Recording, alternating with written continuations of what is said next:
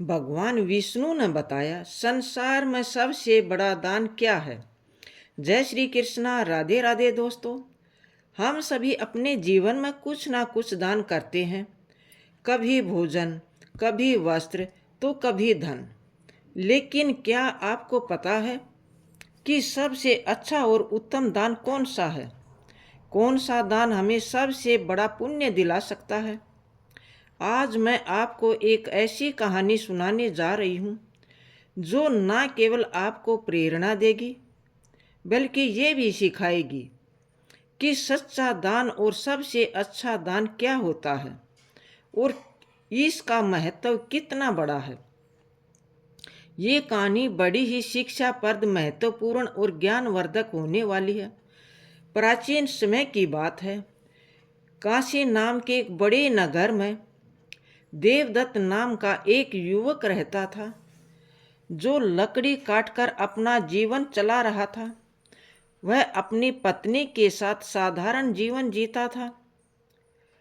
देवदत्त का जीवन यापन सही से नहीं चल रहा था क्योंकि लकड़ी से होने वाली आमदनी पर्याप्त नहीं थी, जिससे हमेशा उसके परिवार में भोजन और कपड़ों की कमी बनी रहती थी। एक दिन देवदत्त की पत्नी परेशान होकर गुस्से में उसे कहती है, कितने दिनों तक देख लो यही कमाई रहेगी। ना कोई त्योहार होता है, ना कोई खुशी। क्यों ना इस लकड़ी काटने के काम को छोड़कर तुम नगर जाकर कोई और काम ढूंढ लो।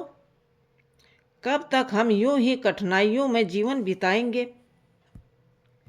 देवदत्त ने बड़े प्यार से अपनी पत्नी को उत्तर दिया, मैं हमेशा तुम्हारी बात मानता हूँ, लेकिन मैंने पहले भी कहा है कि मैं ये नगर छोड़कर नहीं जा सकता। शहर में यहाँ जैसी शांति नहीं है। मैं नहीं चाहता कि ये विषय हमारे बीच दोबारा आए। उसकी पत्नी ने कहा, अब हम क्या करें? मैं भी यहाँ इस पाप की वजह से हूँ जिसे तुम्हें बांध रखा है। ठीक है, खाना तैयार है, खाकर चले जाओ। लकड़ी काटने के लिए भोजन करने के बाद देवदत्त लकड़ी काटने के लिए जंगल की ओर निकल पड़ा। चलते चलते वे काफ़ी दूर चला गया। वह सोचने लगा कि आज तो बहुत दूर आ गया हूँ, मुझे एक बड़ा पेड़ चाहिए, लेकिन वहाँ ऐसा कोई बड़ा पेड़ नज़र नहीं आ रहा था। वहाँ एक पेड़ है पर छोटा है। चलो आज के लिए इसी से काम चलाएं। आज के लिए इसी से काम चला लेता हूँ। देवदत्त ने वह पेड़ काटना शुरू किया और सिर पर लेकर लकड़ी का गट्ठा नगर की ओर बेचने के लिए निकल पड़ा। लेकिन नगर पहुंचने पर उसने देखा कि लकड़ी खरीदने वाला कोई नहीं था। वह सोचने लगा, क्या मुझे ये सारी लकड़ियां घर वापस ले जानी पड़ेंगी? तभी रास्ते में एक पंडित ने उसे आवाज़ लगाई, सुनो लकड़ी बेचने वाले, इधर आओ। ये लकड़ियाँ कितने की हैं? देवदत्त ने कहा, पंडित जी, आपको सारी लकड़ियाँ चाहिए या आधी? अगर सारी चाहिए तो कम दाम में दे दूंगा। पंडित ने कहा, मुझे सारी लकड़ियाँ चाहिए, लेकिन तुम्हारे बताए गए दाम पर नहीं। मैं सिर्फ अपने दाम पर दे सकता हूँ। देवदत्त ने थकान भरे स्वर में कहा, अरे पंडित जी, तो फिर ये लकड़ियाँ बहुत सस्ती हो जाएंगी, लेकिन चलिए दे दीजिए। वैसे भी मैं थक चुका हूँ। पंडित ने 50 रुपये देते हुए कहा, ये लो और लकड़ियाँ यहाँ रख दो। वैसे तुम भूखे लग रहे हो, क्या कुछ खाना खाओगे? सब तैयार है, खाना खाकर ही जाना। देवदत्त ने कहा, मुझे भूख तो बहुत लगी है, लेकिन अगर मैं खाऊंगा तो आपके लिए खाना नहीं बचेगा। रहने दीजिए, मैं घर जाकर खा लूँगा। पंडित जी मुस्कुराते हुए बोले, चिंता मत करो, यहाँ इतना खाना है कि 10 लोग और भी खा सकते हैं। जब भी भूख लगे यहाँ आ जाया करो। देवदत्त ने पूछा, क्या आप हमेशा ही सबको ऐसा खाना खिलाते हैं? पंडित जी ने उत्तर दिया, जब तक ईश्वर मुझे शक्ति देते हैं मैं ये काम करता रहूँगा। ये सब ईश्वर की मर्जी है। देवदत्त ने कहा, ठीक है, फिर मैं आज खाना यहीं खाऊंगा। उस दिन देवदत्त ने पंडित के घर पर भर पेट भोजन किया और धन्यवाद देते हुए बोला, महाराज, आप बहुत दयालु और नेक दिल इंसान हैं। ऐसा अच्छा काम करने में मैं आपकी मदद करना चाहता हूँ। अब मैं लकड़ियाँ मुफ्त में ही दिया करूँगा। देवदत्त ने कहा, ठीक है, अब मैं चलता हूँ। पंडित जी ने कहा, बेटा सकुशल जाओ। देवदत्त ने कटी हुई सारी लकड़ियाँ पंडित को मुफ्त में दे दी और घर की ओर निकल पड़ा।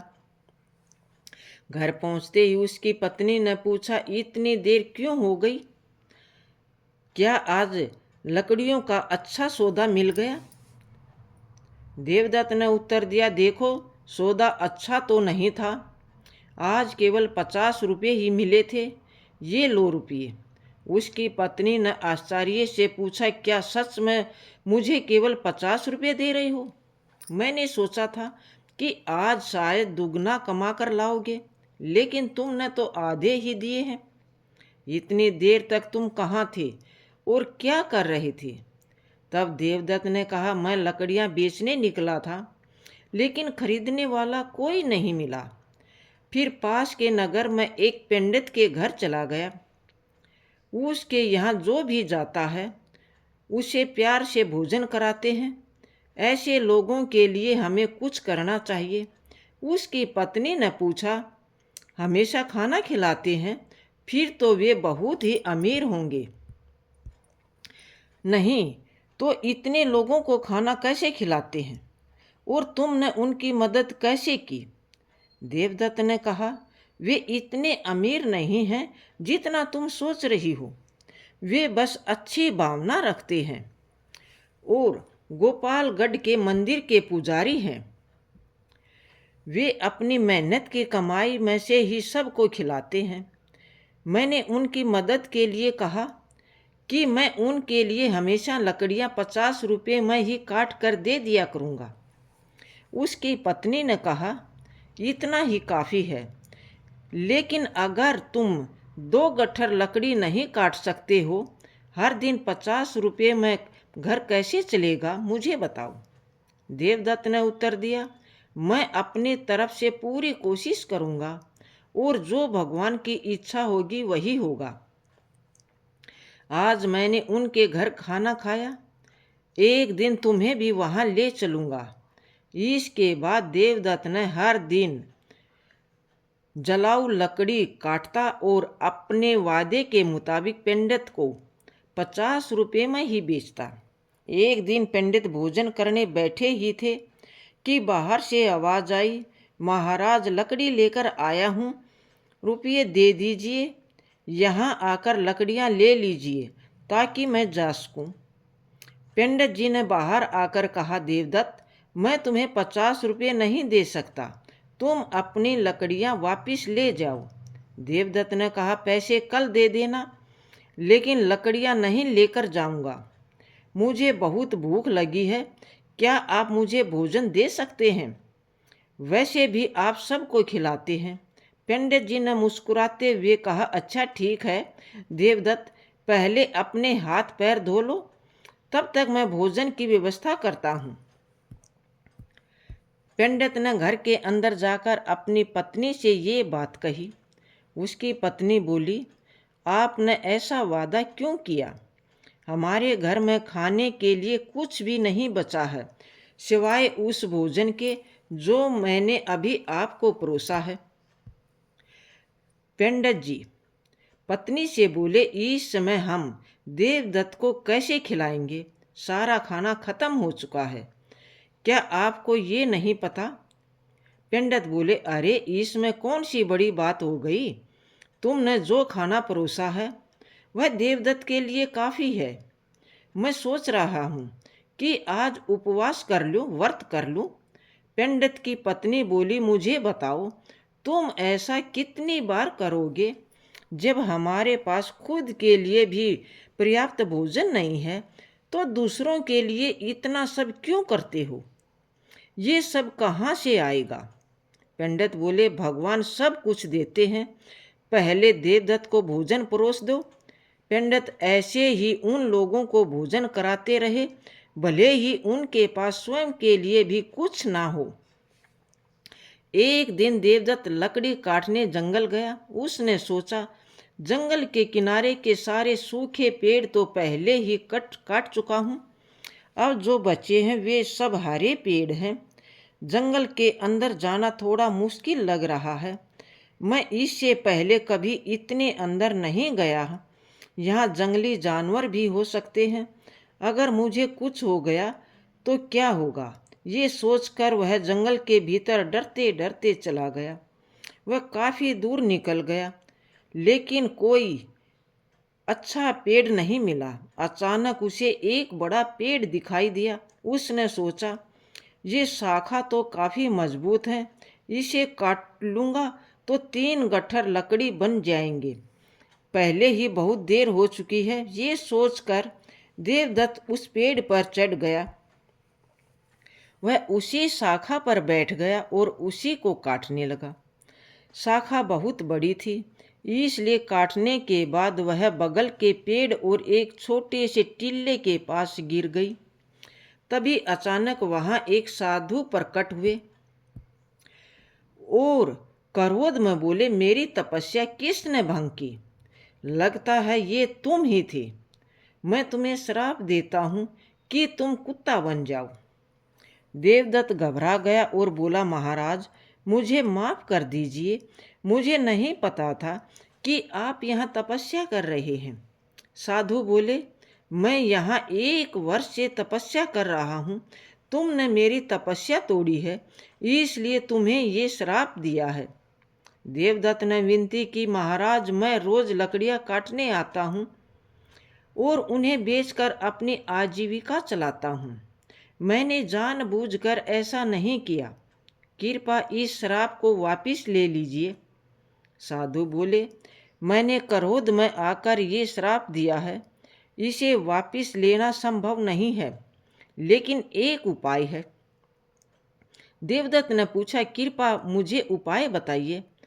महाराज, मैं इस श्राप से कैसे मुक्त हो सकता हूँ? साधु बोले, तुम ऐसे लोगों को ढूंढो जो सबसे अच्छा दान करते हों। उसके भोजन करने के बाद बचा हुआ एक भी दाना खा लोगे तो तुम्हारा श्राप समाप्त हो जाएगा। जब तुम पूरी तरह सफ़ेद हो जाओगे तब इस श्राप से मुक्त हो जाओगे। देवदत्त ने रोते हुए कहा, महाराज, मैं अपनी पत्नी का सहारा हूँ। लकड़ियाँ बेचकर जो पैसा लाता हूँ उससे हमारा गुजारा होता है। अब मैं कुत्ता बन गया हूँ तो मेरी पत्नी का अब क्या होगा? साधु बोले, चिंता मत करो, भगवान उसकी मदद करेंगे। जब तुम्हारा श्राप टूटेगा तब तुम्हारा जीवन सुखी हो जाएगा, धन धान्य से भरा होगा और तुम्हें हर कष्ट से मुक्ति मिल जाएगी। ये कहते हुए साधु वहाँ से चले गए। देवदत्त साधु के श्राप के कारण कुत्ते में बदल जाता है। देवदत्त साधु से कहता है, मुझे अब इजाज़त दीजिए महाराज। इतना कहकर वह श्राप से छुटकारा पाने के लिए यात्रा पर निकल पड़ता है। वह सोचने लगता है, जैसा साधु ने कहा था, मुझे सबसे अच्छा दान देने वाला कहाँ मिलेंगे? मेरी समझ में कुछ नहीं आ रहा है। हाँ, पंडित जी वह बड़े ही उदार और नेक दिल व्यक्ति हैं। अब मैं सबसे पहले उन्हीं के पास जाता हूँ। देवदत्त कुत्ते के रूप में पंडित के घर पहुँचता है। पंडित अपनी पत्नी से कहते हैं, चलो अच्छा हुआ, आज मैं बिना किसी बाधा के सभी मेहमानों को भोजन खिला पाया। सच में भगवान की कृपा है। पंडित के भोजन कर लेने के बाद उसकी पत्नी ने बचे हुए भोजन को बाहर फेंक दिया। देवदत्त कुत्ते के रूप में वहां पहुंचा और पंडित के बचाए हुए भोजन को खा लिया। खाना खाते ही उसका आधा शरीर सफ़ेद हो गया। देवदत्त खुशी से कहता है, मुझे पता था कि पंडित जी बहुत ही दयालु व्यक्ति हैं। मुझे आधे श्राप से मुक्ति मिल गई, लेकिन पूरी तरह मुक्ति होने के लिए मुझे किसी और को ढूंढना होगा। ये सोचते हुए देवदत्त आगे बढ़ता है और वो कहता है, अगर मैं इस श्राप से मुक्त हो गया तो मैं सुख समृद्धि और शांति के साथ जीवन जीऊंगा। भले ही मैं कितने भी साल लकड़ियां काटूं, इतना बड़ा कभी नहीं बन सकता। मुझे साधु महाराज को धन्यवाद देना चाहिए। इतना कहकर देवदत्त दूसरे व्यक्ति की तलाश में निकल पड़ता है। एक दिन वह कैलाश नाम के एक युवक को हल जोतते हुए देखता है। देवदत्त कुत्ते के रूप में उसके घर के सामने बैठ जाता है। तभी महेश नाम का एक व्यक्ति वहां से गाय लेकर जाता है। वह कहता है, कैलाश बहुत ही नेक इंसान है। वह सिर्फ मुझे ही नहीं, कई और लोगों को भी गाय दान कर रहा है। ऐसे व्यक्ति को आशीर्वाद मिलना चाहिए। देवदत्त ये सुनकर सोचता है, वाह, आज मुझे श्राप से मुक्ति मिल जाएगी। कैलाश भी पंडित जी के जैसे ही दयालु होंगे। अब देखता हूँ वह कब भोजन करते हैं। देवदत्त वहाँ बहुत देर तक इंतजार करता है। कैलाश ने जब भोजन किया और पत्तल को बाहर फेंक दिया तो देवदत्त तुरंत उस पत्तल पर बचा हुआ खाना खा लेते हैं, लेकिन ये देखकर वह हैरान रह जाता है कि उसके शरीर का रंग नहीं बदला। कैलाश ने तो गाय का दान भी किया था, फिर भी यह क्यों नहीं हुआ? मुझे कुछ समझ नहीं आ रहा है। थोड़ी देर बाद देवदत्त वापस पंडित जी के घर के बाहर आकर बैठ गया। वहां उसने दो युवकों को बातचीत करते हुए सुना। पहला युवक बोला, अरे मनोज, आज कैलाश ने फिर गाय दान दिया है। दूसरा युवक बोला, हाँ, वह चाहे कितना भी बड़ा दानी दिखे, लेकिन हमेशा नगर के बाहर वालों को ही बुलाकर दान करता है। सच जानोगे तो हैरान रह जाओगे। उसकी सारी गायें 2 महीने से ज़्यादा दूध नहीं देती। पहला युवक चौंक कर बोला, क्या? अगर वह ऐसा करता है तो उसे स्वयं ही पाप लगेगा। हमारे सेठ की तरह कोई और नहीं कर सकता। वह एक महान दानी है। 1 हफ्ते से खाना बांट रहे हैं और कल आखिरी दिन है। अन्न दान के साथ वस्त्र दान भी करेंगे। सेठ जी खुद वहाँ सब के साथ 1 हफ्ते से खाना खा रहे हैं। कभी उनके जैसा परोपकारी देखा है कहीं? अरे ये तो कुछ भी नहीं है। उन्होंने हमारे नगर में अच्छी सड़कें बनवाई हैं, हर जगह कुएं और तालाब खुदवाए हैं। सच में उन्होंने हमारे लिए बहुत कुछ किया है। ऐसा धर्मात्मा मैंने कभी नहीं देखा। ये बातें सुनकर देवदत्त बहुत खुश हुआ। उसने मन में विचार किया, चलो अब तो तय है कि मुझे मेरे श्राप से मुक्ति मिल जाएगी। परंतु सेठ जी के पास जाना चाहिए। वह अपने घर से नहीं बल्कि लोगों के साथ खाना खा रहे हैं। इस अवसर का लाभ उठाना चाहिए। अगले ही दिन देवदत्त उस जगह पहुंच गया जहां सेठ जी भोजन करा रहे थे। वहां उसने सेठ को कपड़े बांटते हुए देखा। ये सोचने लगा, सेठ जी कितने महान हैं। वहां भोजन देने के साथ साथ सभी को वस्त्र भी बांट रहे हैं। मैं जिन अच्छे लोगों को ढूंढ रहा था, निश्चय ही ये वही व्यक्ति है। मुझे उनके भोजन के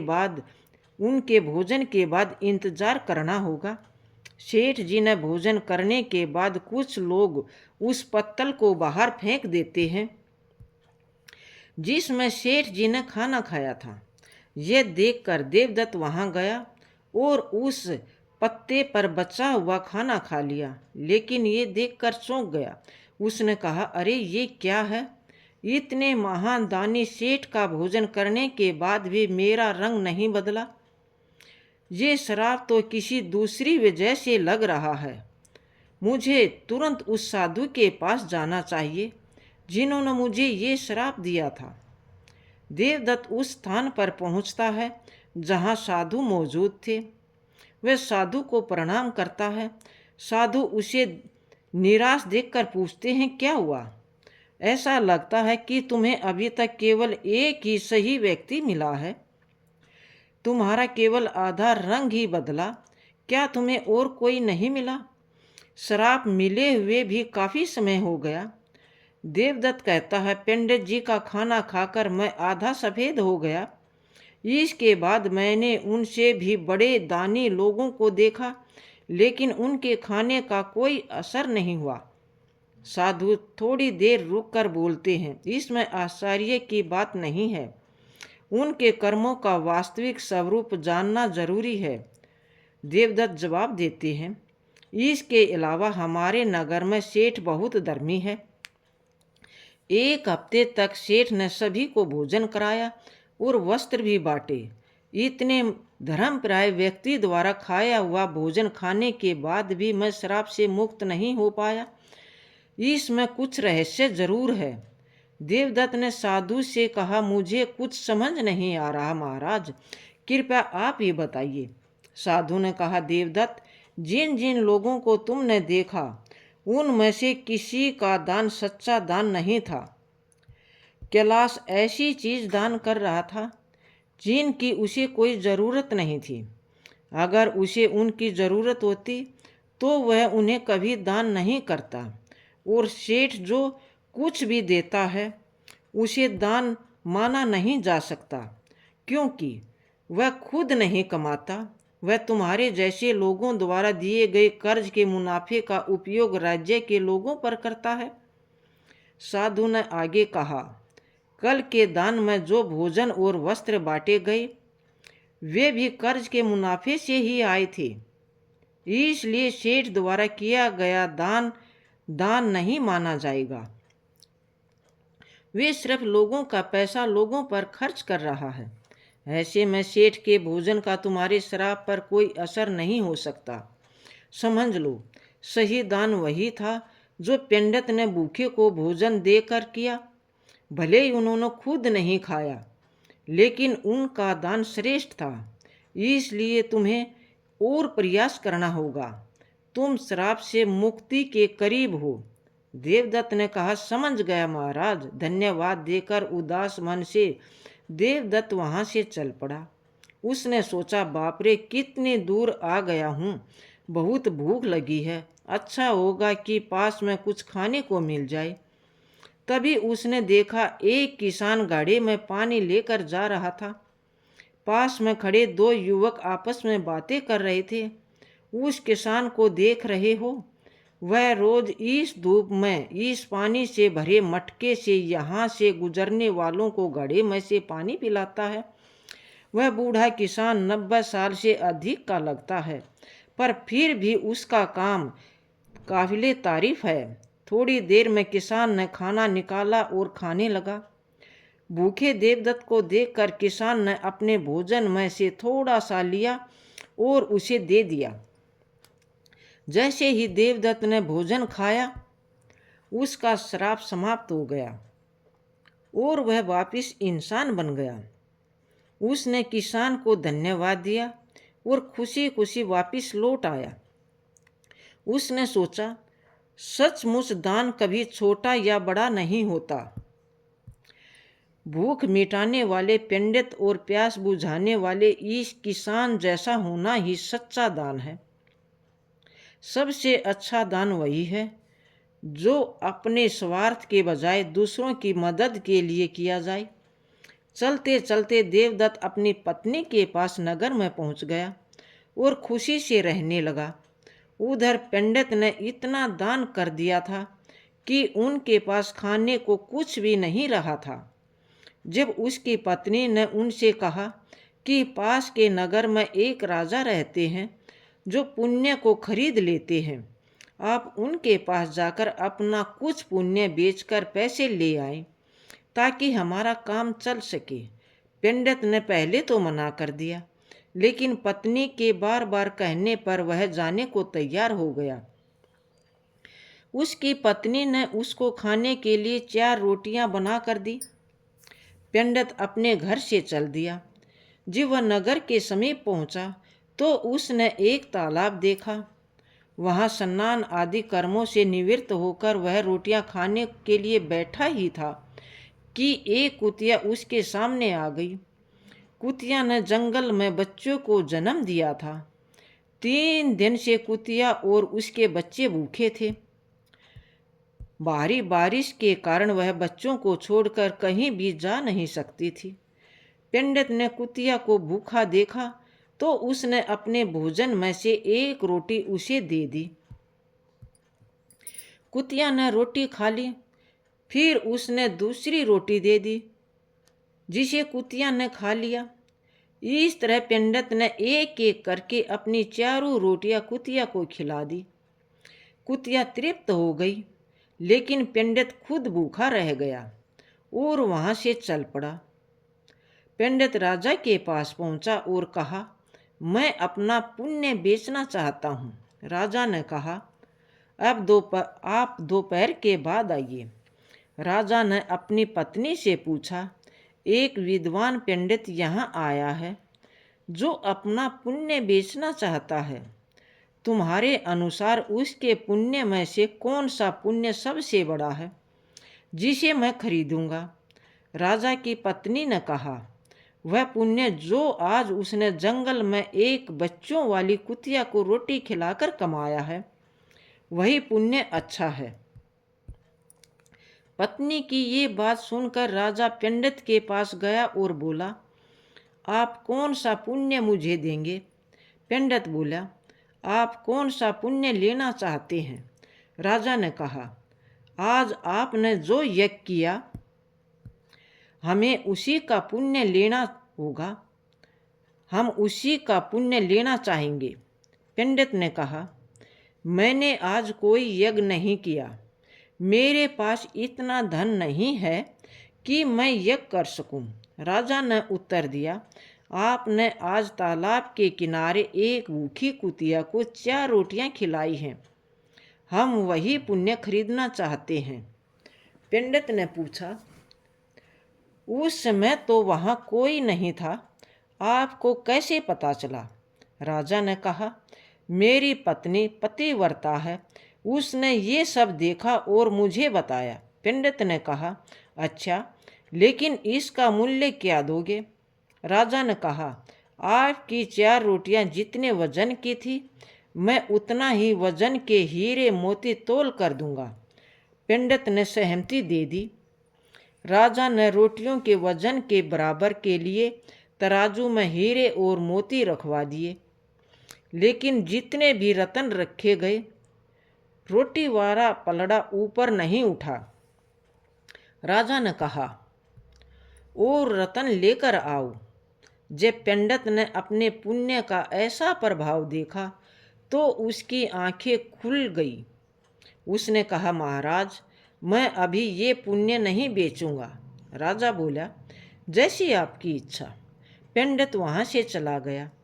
वह उसी तालाब के पास पहुँचा जहाँ उसने कुतिया को रोटी खिलाई थी। वहाँ से उसने कुछ चमकते हुए कंकड़, पत्थर और कांच के टुकड़े उठाए, उन्हें एक कपड़े में बांधा और अपने घर लौट आया।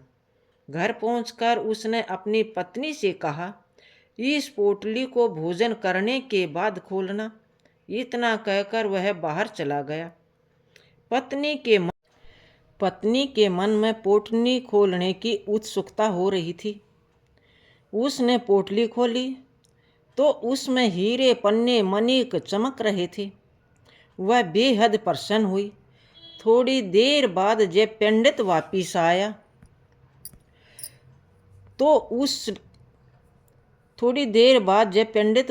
आया तो उसकी पत्नी ने पूछा, इतने सारे हीरे पन्ने कहाँ से लेकर आए? पंडित ने कहा, क्यों मजाक कर रही हो? पत्नी बोली, मजाक नहीं कर रही हूँ, मैंने खुद पोटली खोल कर देखी है। उसमें तो ढेर सारे बेकीमती हीरे पन्ने से भरे पड़े हैं। पंडित बोला, मुझे लाकर दिखाओ। पत्नी ने पोटली को उसके सामने रख दी। वह उन्हें देखकर आश्चर्यचकित रह गया। उसने समझ आया कि ये सब पुण्य का प्रभाव है। उसने समझा कि ये सब पुण्य का प्रभाव है। जो उसने कुतिया को रोटियां खिलाने से प्राप्त हुआ है। फिर उसने अपनी यात्रा का सारा वृत्तांत अपनी पत्नी को सुनाया। अपनी पत्नी को सारी कहानी बताई। उसने बताया कि किस प्रकार होता है राजसी और तामसी दान का फल। एक भूखी कुतिया और उसके बच्चों को रोटियां देने के कारण ये चमत्कार हुआ है। उसने ये भी कहा कि ये सब भगवान की कृपा और दया का ही परिणाम है। पंडित ने अपनी पत्नी से कहा, ये भगवान का संदेश है कि जरूरतमंद की मदद करना सबसे बड़ा पुण्य है।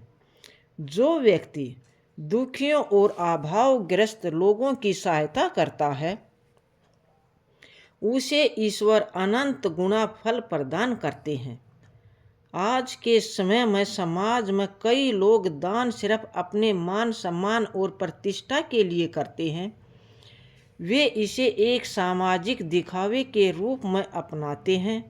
ऐसे दान से ना तो सच्चा पुण्य मिलता है और ना ही इसका समाज में कोई दीर्घकालिक प्रभाव होता है, और कभी कभी ये व्यक्ति को गर्व और अहंकार की ओर ले जाता है।